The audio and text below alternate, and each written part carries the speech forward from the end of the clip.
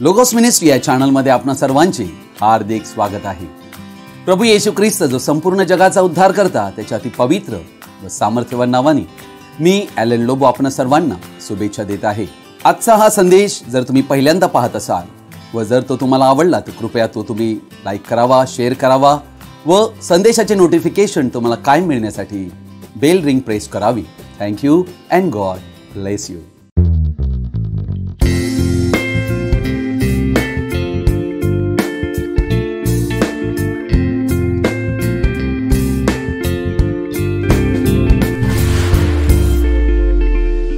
पशुची छाप हा विषय येणाऱ्या भविष्य काळांतील विषय नसून हा विषय याची सुरुवात उत्पत्तीच्या पुस्तकात आम्हाला दिसते। उत्पत्तीपासून ते आज आम्ही ज्या युगाच्या अंताला पोहोचलो आहोत, पशुची छाप तेव्हापासून चालू आहे आणि उत्पत्ती हे पुस्तक हे बीजांचं पुस्तक आहे। अर्थात प्रत्येक बीज हे आपापले फळ प्रकट करणार आहे। अर्थात देवाचा शिक्का प्राप्त केलेले हे देवाचे लोक आहेत व पशुची छाप प्राप्त केलेले हे त्या सैतानाचे आहेत, ख्रिस्त विरोधकाचे आहेत, म्हणून त्यांच्यावर आध्यात्मिक चिन्ह करण्यात येईल। उत्पत्तीचं पुस्तक याचा 4था अध्याय येथून मी वाचत आहे। पहिल्या अध्यायापासून 16व्या वचनापर्यंत मी वाचत आहे।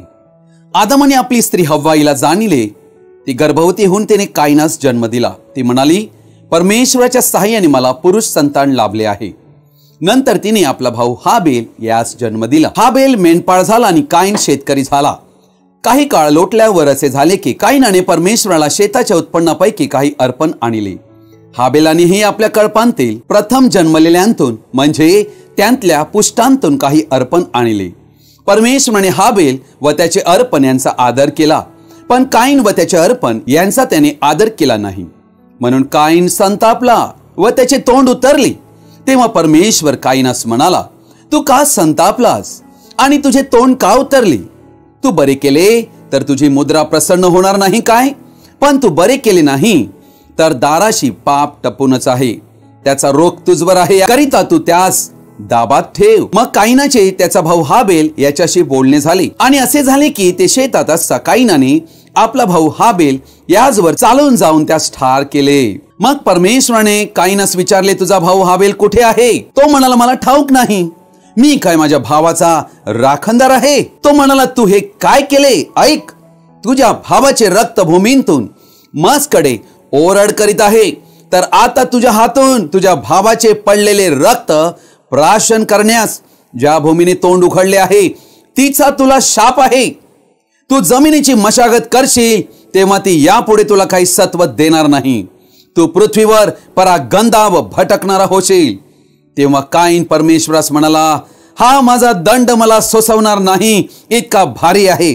पहा, या जमिनीवरून तू मला आज हाकून दिले आहे। मी तुझ्या दृष्टीपुढून लपलेला असेन। मी पृथ्वीवर परागंदा व भटकणारा होणार आणि ज्या कोणाला मी सापडेन तो मला ठार करील असे होईल। परमेश्वर त्यास म्हणाला, तर मग जो कोणी काईनास ठार मारील त्याचा 7 पट सूड घेण्यात येईल। आणि काईन कोणाला सापडल्यास त्याने त्याला मारू नये म्हणून त्याला परमेश्वराने खून नेमून दिली। काईन परमेश्वरापुढून निघाला आणि एदेनाच्या पूर्वेस नोद देशात वस्ती करून राहिला। परमेश्वर आपल्या पवित्र वचनावर आपला आशीर्वाद पाठवो। या वचनाद्वारे आम्हा सर्वांनाही आशीर्वादित करो। आमेन। हा विषय जो आहे हा एक प्रकटीकरणाचा विषय आहे आणि आम्हाला प्रकटीकरणाद्वारे देवाचे सत्य वचन समजून घेणे अतिशय आवश्यक आहे। अर्थात या ठिकाणी आम्ही उत्पत्ती 4थ्या अध्यायामध्ये 1 ते 16 वचनात आम्ही ही गोष्ट पाहिली की कशा प्रकारे काईन आणि हाबेल हे एका आईपासून जन्माला आलेले आहेत, परंतु 2 भिन्न बापापासून त्यांचा जन्म झाला होता। काईन आणि हाबेल एकाच घरात, एकाच परिस्थितीत व एकाच प्रकारच्या शिक्षणात वाढली, लहानाची मोठी झाली। खऱ्या देवाची ओळख आणि शिक्षण त्यांना प्राप्त झाले, परंतु दोघांचे जीवन एकदम भिन्न आणि वेगळेच दिसू लागले। हाबेल हा मेंढपाळ झालेला आहे व काईन हा शेतकरी झालेला आहे, कारण हे त्यांचे पाचारण म्हणजे बोलावणे होते। अर्थात ते एकाच मंडळीत चर्चमध्ये सहभागिता करीत होते। काईन हा दुष्ट होता व हाबेल हा नीतिमान होता। अर्थात एकाच चर्चमधून दोघे आलेले आहेत असे आम्हाला आढळत आहे। काईन हा एक धार्मिक व्यक्ती आहे आणि हाबेल हा एक आध्यात्मिक व्यक्ती आहे. दोघेही देवाची भक्ती करणारे व्यक्ती आम्हाला दिसत आहेत या 4थ्या अध्यायामध्ये. या ठिकाणी आम्ही पाहत आहोत की हाबेल आणि काईन हे दोघेही देवाजवळ भक्ती करण्यासाठी आलेले आहेत, कारण ते एकाच देवाला मानत आहेत. ते एकाच देवाची उपासना करीत आहेत. हाबेल आणि काईन या दोघांकडेही वेदी होती. त्यांची इच्छा होती की त्यांनी देवाजवळ काही अर्पण घेऊन यावे, आणि अर्थात काईनाने आपल्या शेतांतील उत्पन्नापैकी काही आणले असे वचन आम्हाला शिकविते. काईनाचे अर्पण फार सजावट केलेले आणि सुंदर आणि सुशोभित असे होते. त्यांनी वेदी फार सुशोभित केली. अर्थात आम्ही आमच्या मानवी दृष्टीने पाहिल्यावर काईनाच्या या अर्पणामध्ये आम्हाला काहीही वाईट असे आढळत नाही. काईन या ठिकाणी आम्हाला आढळत आहे एक दैहिक व्यक्ती आहे. त्याला कदाचित वाटले असावे की पाप हे सफरचंद खाण्याने आले असावे, म्हणून त्याने भूमीचे पीक आणले, जीवन त्यांतून येईल असे समजून. काईन अशा प्रकारचा होता की मी कोणीतरी आहे, मी हे कमावले आहे, मी हे आणत आहे, माझ्या शक्तीने हे मी मिळविले आहे. प्रियजन हो, देवापुढे आमची बुद्धी, हुशारी, युक्ती, शहाणपण काही चालत नाही. व अशा प्रकारच्या मनोवृत्तीने आम्ही देवाजवळ कदापि येता कामा नये. आमचा कदापि स्वीकार केला जाऊ शकत नाही. दुसऱ्या बाजूला आम्ही हाबेल पाहत आहोत. हाबेलानेही देवाजवळ अर्पण आणलेले आहे, आणि वचन म्हणते हाबेलाने प्रथम जन्मलेल्यांतून एक मेंढरू घेतलेला आहे, जे एक शुद्ध असं नर. उत्तम म्हणजे पुष्टांतून प्रथम फळ आणले. हाबेल कोकरू अर्पण करीतो, कारण हाबेलाला याविषयीचं प्रगटीकरण देवापासून प्राप्त झालं होतं.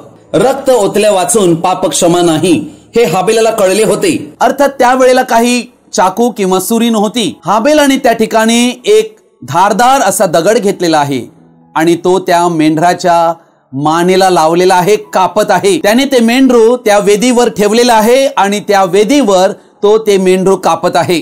अर्थात आम्हाला आढळत आहे की ते मेंढरू तडफडत आहे, किंचाळत आहे, केकाटत आहे, त्याच्यातून रक्त बाहेर पडत आहे, रक्त इकडे तिकडे उडत आहे. स्वतः हाबेलाच्या अंगावर रक्त उडलेलं आहे. त्याला प्राप्त झालेल्या प्रकटीकरणाद्वारे मेंढरूचे अर्पण केले होते. हे मेंढरू ख्रिस्त येशू जो आमच्या वलांडनाचा यज्ञ पशु त्याला दर्शवित होते.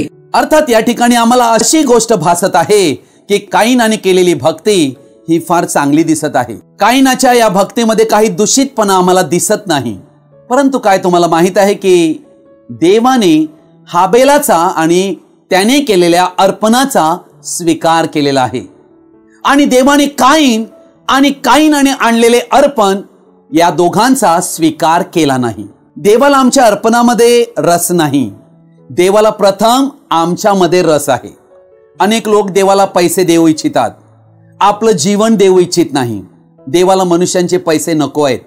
देवाला मनुष्याचं जीवन प्रथम हवं आहे.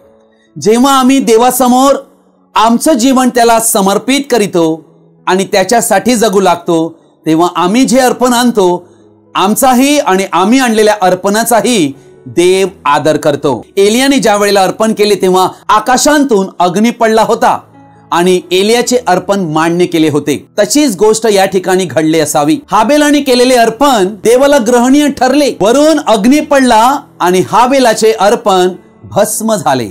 देवाने स्वीकारले. काईनाने आणलेले अर्पण याचा स्वीकार केला नाही असे आम्हाला आढळत आहे. अर्थात आम्ही जो विश्वास करीतो, आमच्या विश्वासाला देवाकडून मान्यता दिली गेली पाहिजे. आमच्या विश्वासाची परीक्षा केली गेली पाहिजे की आमचा विश्वास देव ग्रहण करतो की नाही. परंतु एकाचा स्वीकार झाला देवाकडून व एकाचा देवाकडून नकार झाला. दोघे देवाला अर्पण करीतात, पण दोघांची हृदये भिन्न आहेत. काईनाचे अर्पण त्याची कृत्ये होती जी नाकारली गेली, कारण त्यासाठी त्याने परिश्रम केले होते. परंतु हाबेलाने कोकरू बलिदान करताना स्वतःचे काही परिश्रम केले नव्हते. अर्थात तारण देव कर्म वाचून देतो, या ठिकाणी देव हे दाखवू इच्छित होता. देवाचा यज्ञ म्हणजे भग्न हृदय, भग्न व अनुतप्त हृदय हे देवा तू तुच्छ मानणार नाहीस. हाबेल नम्र हृदयाचा, मृदू हृदयाचा व्यक्ती आहे, ज्याला देवाच्या वचनाचे भय आहे, जो देवाचे वचन पाळतो, जो देव काय सांगतो तेच करू इच्छितो.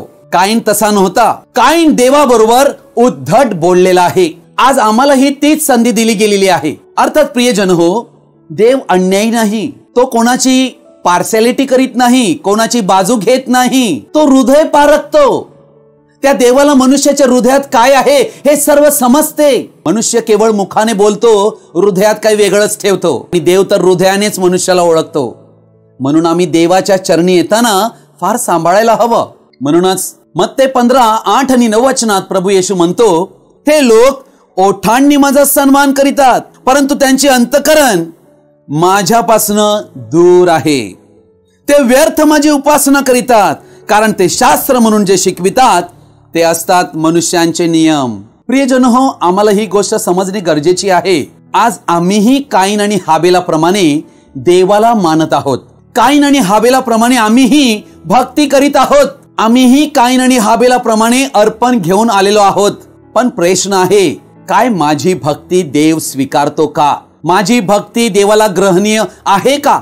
अर्थात आम्ही जो विश्वास करीतो, आमच्या विश्वासाला देवाकडून मान्यता दिली गेली पाहिजे. आमच्या विश्वासाची परीक्षा केली गेली पाहिजे की आमचा विश्वास देव ग्रहण करतो की नाही, याची परीक्षा आम्हाला स्वतःला करणे आहे.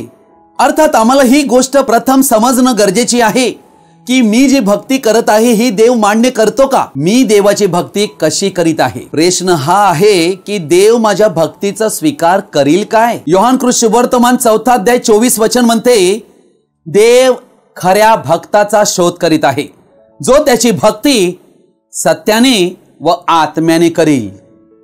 देवाला भक्ती करणारा व्यक्ती हवा आहे, पण तो कसा? देवाच्या आत्म्याने, सत्याने भक्ती करणारा. अर्थात या ठिकाणी आम्ही ही गोष्ट पाहत आहोत, दोघेही एकत्र चाललेले आहेत. काईन आणि हाबेल एकाच दिशेने चाललेले आहेत की ख्रिस्त विरोधी आत्मा आणि पवित्र आत्मा हे एकाच सरळ रेषेमध्ये चालतात. अर्थात दोन्हीही गोष्टी पॅरलल आहेत. जसं रेल्वेचा ट्रॅक आम्ही पाहतो, 2 रूळ आम्हाला दिसतात. या दोन्ही रुळावर दोन्हीही चाक एकत्र चाललेले आहेत. पशुची छाप आणि देवाचा शिक्का, दोन्हीही गोष्ट एकत्रित चाललेले आहेत. आज आम्हीही देवाकडे काही अर्पण घेऊन येतो. आम्ही देवाला काहीतरी देऊ इच्छितो, परंतु प्रश्न आहे, काय देव माझ्या भक्तीचा स्वीकार करील काय? देव माझ्या अर्पणांचा स्वीकार करील काय? ही गोष्ट प्रथम आम्ही गांभीर्याने विचारात घेणं गरजेचे आहे. आज आम्ही देवाला स्तुती, आराधना, गीत गातो. आमच्या ओठांचे फळ म्हणजे स्तुतीचा यज्ञ आम्ही देवाला देतो. पण काय तो देवाला आवडतो काय? देवाने त्याचा स्वीकार केला आहे काय? याची पारख आम्हाला करणं गरजेची आहे. देव माझ्या उपासनेने प्रसन्न होत आहे काय हे आम्हाला पाहणं गरजेचे आहे. उपदेशक याचं पुस्तक, याचा 5वा अध्याय, याचं 1 वचनापासून मी वाचत आहे. तू देवाच्या मंदिरी जातोस तेव्हा सांभाळून पाऊल टाक. बोध श्रवण करण्यास समीप जाणे हे मूर्खाच्या बलिहवनापेक्षा बरे. आपण अधर्म करतो हे त्यास कळत नाही. काईनाचं चित्र इकडे पहा, हाबेलाचं चित्र इकडे पहा, आणि आमच्या स्वतःचं चित्र पहा. आम्ही देवापुढे अधर्म करता कामा नये. काईनाचा अधर्म काय होता? मी देवाला दिलाय, देवाला घ्यायला लागेल. मी जे आणलंय ते देवाने स्वीकारलं पाहिजे. देवाची सेवा देवाच्या इच्छेप्रमाणे आम्ही करावी ही इच्छा आहे. देवाची सेवा आमच्या बुद्धीने आणि आम्हाला जशी वाटते तशी आम्ही बिलकुल करू शकत नाही. आणि असं आमच्या मनात ठेवू शकत नाही की आम्ही जी भक्ती करतो ती देव स्वीकारेल. देव आमच्या भक्तीकडे पाहत असतो. आम्ही देवाची भक्ती कशी करीत आहोत, का करत आहोत, हे सर्व देव पाहत असतो. दुसरं वचन म्हणते, बोलण्याची घाई करू नको. देवासमोर कोणताही उद्गार तोंडा वाटे काढण्यास आपले मन उतावळे करू नको, कारण देव स्वर्गात आहे आणि तू तर पृथ्वीवर आहेस, म्हणून तुझे बोलणे अल्प असावे. 6 आणि 7 वचन मी वाचत आहे. तुझ्या तोंडामुळे तुझ्या देहाला शासन होऊ देऊ नको. मी चुकून बोललो असे दिव्य दूतासमोर म्हणू नको. तुझ्या बोलण्याचा देवाला राग येऊन त्याने तुझ्या हातची कामे नष्ट का करावी? म्हणून आम्ही देवाच्या चरणाशी येताना आम्ही स्वतःचे आत्मपरीक्षण करणे फार आवश्यक आहे. काईन काय नास्तिक व्यक्ती नाहीये, परंतु याच्यात एक खरा आहे आणि एक खोटा आहे. कसे ओळखणार आम्ही खरा कोण आणि खोटा कोण? येथे आम्हाला ही गोष्ट आढळत आहे की हाबेलाचे अर्पण देवाने मान्य केल्या कारणाने काईनाची भक्ती आणि त्याने दिलेले अर्पण देवाने मान्य न केल्या कारणाने काईन संतापलेला आहे, काईन बिघडलेला आहे. काईनाच्या हृदयात हाबेलाविषयी राग व द्वेष भरलेला होता, कारण देवाने त्याचा स्वीकार केला होता. अर्थात विनाकारण काईन आणि हाबेलाचा द्वेष केला होता. आणि योहान 7:7 मध्येही आम्हाला हीच गोष्ट आढळते की येशूचाही द्वेष यहुदी लोकांनी विनाकारण केला होता. अर्थात द्वेष कधी उत्पन्न होतो? दुसऱ्यांचे चांगलं चाललं आहे हे पाहवत नाही. हे पृथ्वीवरील अहिक ज्ञान आहे, ज्यात मत्सर व भांडळपण आहे, असे याकोब 3:15 आणि 16 वचनात आम्हाला आढळते. काईनाला देव म्हणाला, तुझे तोंड का उतरले? देव मनुष्याचं हृदय पाहतो, त्याचं तोंडही पाहतो. आता तोंड का उतरले? आतमध्ये हृदयात काहीतरी समस्या आहे. त्यावेळेला देव म्हणतो, हाबेलाने जे केले ते जर तू केले तर तुझा स्वीकार केला जाणार नाही काय? होय, देव त्याचीच वाट पाहत होता. परंतु काईन सुधारणूक घ्यायला तयार नव्हता. काईन हा धार्मिक व्यक्ती आहे आणि त्याला सत्याशी काही लेणं देणं नाही. त्याला देवाची उपासना देवाच्या मर्जीप्रमाणे करावयाची नाही. त्याला देवाची उपासना आपल्या स्वतःच्या बुद्धीने आपल्याला कशी चांगली वाटते तशी करायची आहे. आणि हीच गोष्ट आज तुम्हाला आणि आम्हाला या संपूर्ण जगाचं चित्र दाखविते. आज संपूर्ण जगामध्ये अशाच प्रकारे आम्हाला लोक आढळत आहेत. आज अनेक ख्रिस्ती लोक देवापुढे देवाच्या इच्छेच्या विरुद्ध भक्ती करीत आहेत. लोक देवाची भक्ती देवाच्या इच्छेप्रमाणे सत्याच्या आधारावर करू इच्छित नाहीत. देवाने काईनाला एक संधी दिली की तू त्याप्रमाणे करशील तर तू मान्य केला जाशील, तुझी भक्ती मान्य होईल. काईनाला आपल्या स्वतः सुधारणा करून देवाची भक्ती सत्याने आणि खरेपणाने करायची होती आणि देवाकडून आशीर्वादित व्हायचं होतं. प्रियजनो, देवाने आज आम्हालाही अशी संधी दिलेली आहे. परंतु देवाला काय हवं आहे ते देण्यात जर आम्ही तयार नसू तर काईनाची वृत्ती यामध्ये आमची गणना होईल. सभोवती आम्ही नजर टाकल्यावर आम्हाला आज काय दिसत आहे? लोक सत्याच्या आधारावर देवाची भक्ती करू इच्छित नाहीत. परंपरा, रूढी या सर्व गोष्टी त्यांनी पकडून ठेवलेल्या आहेत. हा काईनाचा मार्ग आहे. हा दुष्टापासून आलेला मार्ग आहे. काईन हा बास्टर्ड सीड होता, विरोधाचे बीज होता. अशी भक्ती कितीही केली ती भक्ती देव मान्य करणार नाही. आम्ही कदाचित म्हणू, मी हालेलुया म्हणतो, मी प्रेज द लॉर्ड म्हणतो, मी सर्व तेच गीत गात आहे जे हाबेल ही गात आहे. होय, कदाचित हाबेल गातो ते गीत गात असू, हाबेलाप्रमाणे हालेलुया आणि प्रेज द लॉर्ड पण आम्ही बोलत असू आणि नाचतही असू. परंतु देवाला आवडते की नाही मला काय पडलेलं नाही, देवाचा देव बघून घेईल. ही कोणती वृत्ती आहे? माझे काम मी केलेले आहे, बस देवाचा देव बघेल. देवाला आवडते की नाही मला काय करायचं आहे? हा कोणत्या प्रकारचा ऍटिट्यूड आहे? काय असे वर्तन करणारा देवाचा भक्त आहे काय? प्रश्न आहे. देवाला आवडते ते जर आम्ही करू तरच आम्ही अपेक्षा करू शकतो की देव माझा आणि माझ्या अर्पणाचा स्वीकार करेल आणि आदर करेल. अन्यथा आम्ही देवाकडून अपेक्षा करू शकत नाही. इब्री लोकास पत्राचा 11व्या अध्यायात 4थं वचन यात आम्ही काय वाचतो? विश्वासाने हाबेलाने काईनापेक्षा अधिक चांगला यज्ञ देवाला केला, तेने करून तो नीतिमान आहे अशी त्याच्याविषयी साक्ष देण्यात आली. प्रियजन हो, या ठिकाणी आम्हाला ही गोष्ट आढळते की हाबेलाने काईनापेक्षा अधिक चांगला यज्ञ देवाला केला. कसा केला? विश्वासाने. आणि विश्वास हे एक प्रकटीकरण आहे, लक्षात घ्या. अर्थात हाबेलाकडे एक प्रकटीकरण देवापासून प्राप्त झाले होते जे काईनाला मिळाले नाही आणि यामुळे काईनाची भक्ती स्वीकारली गेली नाही. अर्थात प्रकटीकरण हे सत्यावर आधारित आहे आणि जो कोणी सत्याचा स्वीकार करीत नाही त्याला देवापासून प्रकटीकरण मिळत नाही. देव अन्यायी नाही. ते पाहतील तर खरे पण त्यांना दिसणार नाही, ते ऐकतील तर खरे पण त्यांना समजणार नाही. हे असं का घडत आहे? कारण ते सत्यावर प्रेम करणारे लोक नाही आहेत आणि याच कारणाने सत्याविरहित केलेली भक्ती ही देवाच्या आत्म्यारहित भक्ती आहे. त्यात गीत कितीही चांगलं असो, त्या गीतामध्ये किती चांगली धुंद का असे ना, किती वाद्य उत्कृष्ट वाजविलेले असे ना, ती भक्ती काय कामाची? वचन पुढे म्हणते, तेने करून तो नीतिमान आहे अशी त्याच्याविषयी साक्ष देण्यात आली. अर्थात हाबेलाला देवाने नीतिमान ठरवले आणि 1 योहान 3 अध्यायात आम्ही वाचलं, काईनाला देवाने दुष्ट ठरवले अशी त्याच्याविषयी साक्ष देण्यात आली. ती साक्ष देवाने दानांच्या वेळी दिली आणि तो मेला असूनही त्या विश्वासाच्या द्वारे अद्यापी बोलत आहे. अर्थात काईनाला प्रकटीकरण मिळाले नाही, येथेच समस्या होती आणि याच कारणामुळे त्यांच्यामध्ये शत्रुत्व निर्माण झालेला आहे. काईन बोलला, तुझा विश्वास मला प्रकट कर. तेव्हा हाबेल नाखुश झाला व जीवासाठी घाबरला. परंतु काईनाने प्रबळ होऊन विचारले असता समजले की काईन हा आदामाचा पुत्र नाहीये व त्यामुळे त्याला ज्येष्ठत्वाचा अधिकार नाही. तो आदामाच्या वंशावळीत येत नाही. काईन हा आदामाचा पुत्र नसल्यामुळे त्याला ज्येष्ठत्व नव्हते आणि तो मुक्ती पाहू शकत नव्हता. प्रियजनो, शास्त्री आणि फरुशी येशू ख्रिस्ताचा का द्वेष करीत होते? काय ते बायबल वाचत नव्हते काय? काय ते देवाजवळ प्रार्थना करीत नव्हते काय? परंतु त्यांच्याकडे देवाचं दैवी प्रकटीकरण नव्हतं. येशू ख्रिस्ताचा फार द्वेष करण्यात आला, जसा हाबेलाचा केला गेला. योसेफाचाही त्याच्या भावांनी फार द्वेष केला, कारण योसेफाकडे देवाचं प्रकटीकरण होतं. तो अनेक गोष्टी पाहू शकत होता, परंतु त्याच्या भावांकडे ते प्रकटीकरण नव्हतं. या कारणामुळेच या ठिकाणी आम्हाला आढळत आहे की काईन आणि हाबेल यांच्या शत्रुत्व निर्माण झाले. अर्थात आम्हाला ही गोष्ट आढळते की ख्रिस्त विरोधक नेहमीच ख्रिस्ती व्यक्तींच्या विरुद्ध असणारच. आज तोच ख्रिस्त विरोधी आत्मा संपूर्ण जगामध्ये फिरत आहे. सर्व मंडळामध्ये त्याचं कार्य आज चालू आहे. देवाने काईनाला ही गोष्ट दाखवली की पाप हे दाराशी टपून बसले आहे आणि ते तुझ्यावर स्वामित्व करील. त्यापूर्वी तू नम्र हो. परंतु देवाने अगोदर दिलेली चेतावणी याकडे काईनाने लक्ष दिले नाही आणि या कारणाने आम्ही पाहत आहोत की खुनाचा आत्मा काईनाची वाट पाहत होता आणि काईनावर त्याने अधिकार केला आणि काईनाने आपला भाऊ हाबेल याचा घात केला.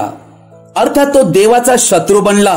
देवाने त्याला अगोदरच पूर्व सूचना दिली होती, परंतु त्याने देवाने दिलेली चेतावणी घेतली नाही.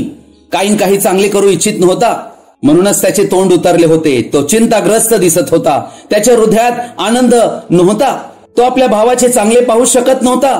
माझ्यापेक्षा लहान आणि माझ्या फार पुढे गेला आहे, ही गोष्ट त्याला खपत नव्हती. काईनाने काय केला? आपल्या भावाचा खून केला. जर हाबेलाला नष्ट केले तर मी एकटाच वारीस ठरेन असा तर्क त्याने केला.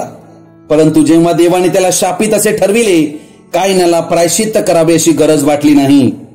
तो क्रुसावरील बलिदानाशिवाय देवाचा पुत्र ठरू इच्छित होता. हाबेल हा पहिला रक्तसाक्षी ठरला जो येशू ख्रिस्ताला दर्शवित होता. अर्थात काईन हा दुष्टापासून होता आणि वाईट झाडाला कधीही चांगली फळे येत नाही आणि कोणत्याही चांगल्या झाडाला वाईट फळे येत नाही. प्रत्येक झाड त्याच्या फळावरून कळते. म्हणूनच मत्ते शुभवर्तमान याचा 12 अध्याय 34 वचन म्हणते, अहो सापांच्या पिलांनो म्हणजे सर्पवंशांनो, तुम्ही वाईट असता तुम्हाला चांगल्या गोष्टी कशा बोलता येतील? कारण अंतःकरणात जे भरून गेले आहे तेच मुखावाटे निघणार. चांगला माणूस आपल्या चांगल्या भांडारांतून चांगले काढितो आणि वाईट माणूस आपल्या वाईट भांडारांतून वाईट काढितो. काईनाला देवाचे अभिवचन होते की तू बरे केले तर तुझाही स्वीकार करण्यात येईल. अर्थात त्याच्यासाठी आशा होती व संधी होती, परंतु सुधारणूक घेण्यास, करेक्शन घेण्यास तो तयार नव्हता. म्हणूनच तो प्रकाशाकडे येऊ शकला नाही. आणि ज्या वेळेला तो खून केलेला आहे तेव्हा देव आलेला आहे आणि देव त्याला विचारतो, तुझा भाऊ कुठे आहे? आणि तेव्हा काईन देवाला उद्धट उत्तर देत आहे. काईन देवाला म्हणतो, काय मी माझ्या भावाचा रखवालदार आहे काय? काय अशा प्रकारे देवाबरोबर बोलायचे असते? किती दुष्ट प्रवृत्तीने भरलेला काईन आम्हाला दिसत आहे. कोणत्या प्रकारची चाल चालवणूक आम्हाला या काईन मध्ये दिसते. अर्थात काईन आपल्या भावाविषयी ही गोष्ट नाकारू शकत नव्हता आणि तुम्ही आणि आम्हीही आमच्या भावाविषयी ही गोष्ट नाकारू शकत नाही. अर्थात काईन जबाबदार व्यक्ती होता. आम्ही ही सर्व ख्रिस्ती व्यक्ती एक जबाबदार व्यक्ती आहोत. एकमेकांसाठी आम्हाला एकमेकांची काळजी घेणं गरजेची आहे, कारण देव आमच्याकडनं हिशोब घेणार आहे. देव कधी पक्षपात करीत नाही. जो नम्र त्याला तो उंच करीतो. आजही काईनाचा आत्मा काम करीत आहे ख्रिस्ती जगतामध्ये, ख्रिस्ती मंडळामध्ये. अर्थात काईनाने आपल्या स्वतःचा न्यायनिवाडा केला नाही. जर त्याने केला असता तर तो वाचला असता. अर्थात आज अनेक लोक अशाच प्रकारे ख्रिस्ती मंडळामध्ये आहे जे स्वतःमधील वाईटपणा कधीही पाहू शकले नाहीत. अशा प्रकारच्या दुर्लक्षितपणाच्या जीवनामुळे मनुष्याच्या मनाची दिशा बहकते. देवाचा इशारा किंवा ताकीद घेतली नाही म्हणून त्याचा नाश झाला. देवाच्या उपस्थितीतून तो वेगळा झाला. आम्हीही आम्हाला दिलेले उपदेश, बोध किंवा निषेध ज्या वेळेला घेत नाही त्यावेळेला आम्ही काईनाच्याच मार्गाला अनुसरतो आणि त्यामुळेच देवाने त्याला भ्रांतीच्या स्वाधीन केले. तो कठीण झाला, तो हट्टी झाला. उत्पत्ती 4 अध्यायाचं 11वं वचन या ठिकाणी आम्ही पाहत आहोत की काईनाला शाप लागलेला आहे. प्रियजन हो, सर्प शापित झाला आणि सर्पाचा हा पुत्र काईन देखील शापित झालेला आहे असे 11व्या वचनात आम्हाला दिसते. परमेश्वर म्हणतो 12व्या वचनात, तू जमिनीची मशागत करशील तेव्हा ती यापुढे तुला सत्व देणार नाही. तू पृथ्वीवर परागंदा व भटकणारा होशील. शाप काय आहे प्रियजन हो? ज्या वेळेला मनुष्याला शाप मिळतो तेव्हा तो शाप त्याच्या जीवनामध्ये त्याच्या अस्तित्वाच्या सभोवती त्याचं जीवन पूर्णपणे उद्ध्वस्त करण्याचं कार्य करीतो. मनुष्याच्या जीवनामध्ये शांती आनंद हिरावून नेतो. काईन परमेश्वरास म्हणाला, हा माझा दंड मला सोसवणार नाही इतका भारी आहे. अर्थात काईनाने दंडावर प्रतिक्रिया व्यक्त केली, पण काईनाने आपल्या पापावर प्रतिक्रिया व्यक्त केली नाही. मला माझे पाप मोठे आहे असे त्याने म्हटले नाही, माझा दंड मला सोसवणार नाही असे काईन या ठिकाणी म्हणतोय. पहा, या जमिनीवरून तुम्हाला आज हाकून दिले आहे, मी तुझ्या दृष्टीपुढून लपलेला असेल. मी पृथ्वीवर परागंदा व भटकणारा होणार आणि ज्या कोणाला मी सापडेन तो मला ठार करेल असे होईल. अर्थात प्रियजन हो, या ठिकाणी काय झालेलं आहे? काईन देवाच्या उपस्थितीमध्ये होता आणि तिथपर्यंत तो भटकणारा नव्हता, परंतु एक भटकणारा व्यक्ती आता काईन बनत आहे. पृथ्वीवर परागंदा असा होणारा व्यक्ती बनत आहे. हे शापाचे दुष्परिणाम आहेत. या ठिकाणी आम्ही आता पाहत आहोत की 15व्या वचनात देवाने त्याला एक खून दिलेली आहे आणि ही खून म्हणजे श्वापदाची खून आहे. एका पशुला पशुची खून प्राप्त होते की हा पशुचा पुत्र आहे, ही त्याची खून होती. आणि काईन या ठिकाणी खून प्राप्त होताच देवाच्या सानिध्यातून वेगळा झालेला आहे, विभक्त झालेला आहे. वचन 16 काय म्हणते? काईन परमेश्वरापुढून निघाला आणि एदेनेच्या पूर्वेस नोद देशात, नोद या नावाचा अर्थ आहे भटकणे. प्रियजनो, या जगात कोण भटकत आहे? ज्यांच्याकडे मार्गदर्शक नाही. आणि देवाने पवित्र आत्मा हा आम्हाला मार्गदर्शक दिलेला आहे. अर्थात काईनाची स्थिती आम्हाला काय दिसत आहे? काईन या जगातील त्या ख्रिस्ती लोकांना दर्शवित आहे, त्या व्यक्तींना दर्शवित आहे जे देवाचे सत्य वचन स्वीकारू शकत नाही. काईन नोद देशात गेला आणि भटकू लागला. आज प्रियजनो, देवाने आपला पवित्र आत्मा मंडळीला चालविण्यासाठी पाठविलेला आहे. ख्रिस्ताची मंडळी मनुष्याच्या ज्ञानावर, संप्रदायाने, मनुष्याच्या तत्वांवर, मनुष्याच्या कल्पनेवर चालण्यासाठी नेमलेली नाही. परंतु या ठिकाणी आम्ही आज पाहत आहोत की काईन त्याला श्वापदाचे चिन्ह मिळताच काईन वेगळा झाला, भटकणारा झाला.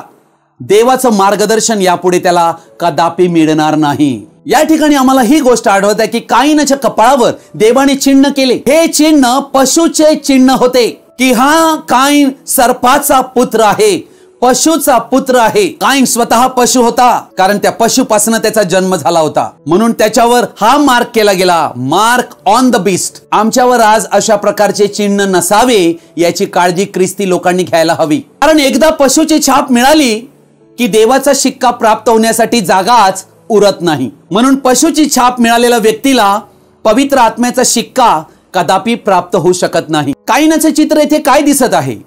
श्वापदाची खून लागताच देवाच्या उपस्थितीतून तो वेगळा झालेला आहे. एक पापी व्यक्ती देवाजवळ येऊ शकतो ज्याला पवित्र आत्माही नाही, परंतु एकदा पशुची छाप मिळाली की तो व्यक्ती देवाच्या सानिध्यात उभाही राहू शकत नाही. हा शाप होता. काईनाला शाप मिळाला आणि शाप मिळाल्यानंतर या ठिकाणी हे पशुची छाप त्याला मिळालेली आहे. म्हणूनच संत पौल गलतीकरास पत्रात पहिल्या अध्यायात काय म्हणतो? गलतीकरास पत्राचा पहिला अध्याय आणि याचं 8 आणि 9 वचन. परंतु जी सुवार्ता आम्ही तुम्हाला सांगितली तिच्याहून निराळी सुवार्ता आम्ही सांगितली किंवा स्वर्गांतून आलेल्या देवदूताने सांगितली तरी तो शापभ्रष्ट असो. प्रियजनो, या ठिकाणी आम्ही ही गोष्ट पाहत आहोत की देवाच्या वचनात सर्पाने मिलावट केली.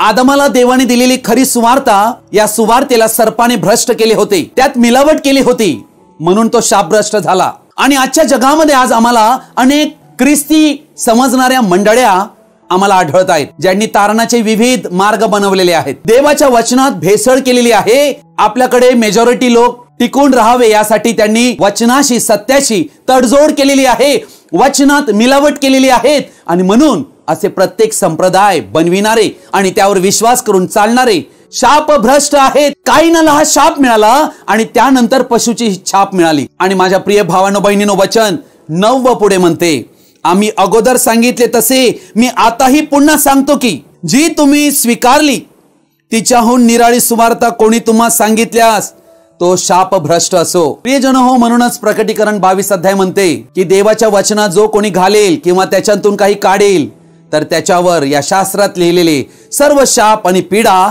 देव आणील. म्हणून काईन भटकू लागला आणि त्या नोद देशात त्याला बायको आढळली. आणि ही गोष्ट वर्ल्ड काउन्सिल ऑफ चर्चला दर्शवित आहे. सांप्रदायिक मार्ग काईनाप्रमाणे अवलंबतात आणि त्यामुळे ते शापभ्रष्ट आहेत. गलती 1:8 आणि 9 वचनाप्रमाणे. आणि त्यानंतर काय अवस्था दाखविलेली आहे जी काईनाची झाली. पशुची छाप आम्हावर नसेल व पवित्र आत्माही आमच्याकडे नाहीये, तरीही आम्ही देवाच्या उपस्थितीत येऊ शकतो. म्हणजे कोणीही पापी व्यक्ती व आम्हाला संधी उपलब्ध होते की आम्ही पवित्र आत्मा प्राप्त करावा. परंतु एकदा का तुम्ही पवित्र आत्म्याचा शिक्का नाकारला, श्वापदाची पशुची छाप किंवा चिन्ह कपाळावर लागले, तर देवाच्या उपस्थितीत ती व्यक्ती कधीही जाऊ शकणार नाही. जशी कायनाला छाप मिळाली तेव्हा तो देवाच्या उपस्थितीतून निघून गेला. जिथपर्यंत त्याच्यावर छाप लागलेली नव्हती तो देवाच्या उपस्थितीत येऊ शकत होता. म्हणजे हे अशा प्रकारे जिथपर्यंत तुम्हाला पवित्र आत्म्याचा शिक्का लाभलेला नाही तरीही तुम्ही मंडळीत येऊ शकता व देवाची आराधना करू शकता. परंतु पशुची छाप मिळताच आध्यात्मिकरित्या ती व्यक्ती कधीही देवाच्या उपस्थितीत येऊ शकत नाही. देवाने हाबेलाच्या जागी आदामाला दुसरा पुत्र दिला ज्याचे नाव शेत होते व हे जणू येशू ख्रिस्ताच्या पुनरुत्थानाला दर्शविते. नीतिमान हाबेलाला ठार मारण्यात आले हे येशूचे चित्र होते व त्याच्या जागी देवाने शेताला उभे केले. तो तर देवाच्या उपस्थितीत होता. देवाची भक्ती करणारा चांगला भक्त व विश्वासी व्यक्ती तो बनला. तेव्हापासून देवाची प्रार्थना चालू झाली. येथे 2 गोष्टी आम्ही पाहतो. देव व ख्रिस्त विरोधी. देव मनुष्यांना वापरतो व ख्रिस्त विरोधक ही मनुष्यांना वापरतो. दोघेही एकदम जवळ जवळ चालतात. हाबेल येतो तेथे काईन ही येणारच. एसाव आहे तेथे याकोब आढळेलच. जेथे इसहाक आढळेल तेथे इश्माईल ही आढळेल. येशू जेथे आहे तेथे यहुदाही आहे. अर्थात काईनाचा आत्मा आम्हाला दाखवितो की येशूला दुसऱ्यांदा क्रुसावर तोच काईनाचा आत्मा देणार आहे, ज्याविषयी इब्री लोकास पत्र 6वा अध्याय याच्या 6व्या वचनात आणि 10वा अध्याय याच्या 29 वचनात दिलेले आहे. ज्यावेळी मनुष्य शापभ्रष्ट होतो त्यावेळेला त्याला वर्ल्ड काउन्सिल ऑफ चर्च ही सापडते. अर्थात ही गोष्ट त्याला पशुची छाप मिळण्यासाठी देवाच्या उपस्थितीतून बाहेर घालविते, यासाठी की ते भटकावे, त्यांना मार्गदर्शन मिळू नये. तसेच आजच्या जगातील सांप्रदायिक लोक अशाच पद्धतीने वर्ल्ड काउन्सिल चर्च हेच त्यांना सापडेल ज्यांना पशुची छाप प्राप्त होईल. आणि माझ्या प्रिय भावांनो बहिणीनो, हा संदेश कदाचित आपणाला कडक वाटू शकतो, परंतु खरी भक्ती आणि खोटी भक्ती यांची संपूर्ण सत्यता उघड करणारा हा संदेश आहे. आजच्या या संदेशाचा हा पहिला भाग आहे. या संदेशाचा दुसरा भाग पशुची छाप या विषयामध्ये आम्ही पाहणार आहोत. प्रभू येशू ख्रिस्ताची कृपा, प्रेम, दया आणि आनंद आणि शांती आपणा सर्वांबरोबर तो येईपर्यंत कायम राहो. आमेन. आजचा हा संदेश तुम्ही सर्वजणांनी ध्यानपूर्वक व शेवटपर्यंत पाहिल्याबद्दल आपणा सर्वांचा मी हृदयपूर्वक आभारी आहे. हा संदेश ऐकल्यानंतर नक्की तुम्हाला काय कळले तुम्ही कृपया कमेंट बॉक्समध्ये कळवू शकता किंवा आमच्याशी व्यक्तिगत संपर्क साधू शकता. Thank you and God bless you. आजचा हा संदेश तुम्ही सर्वजणांनी ध्यानपूर्वक व शेवटपर्यंत पाहिल्याबद्दल आपणा सर्वांचा मी हृदयपूर्वक आभारी आहे. हा संदेश ऐकल्यानंतर नक्की तुम्हाला काय कळले तुम्ही कृपया कमेंट बॉक्समध्ये कळवू शकता किंवा आमच्याशी व्यक्तिगत संपर्क साधू शकता. Thank you and God bless you.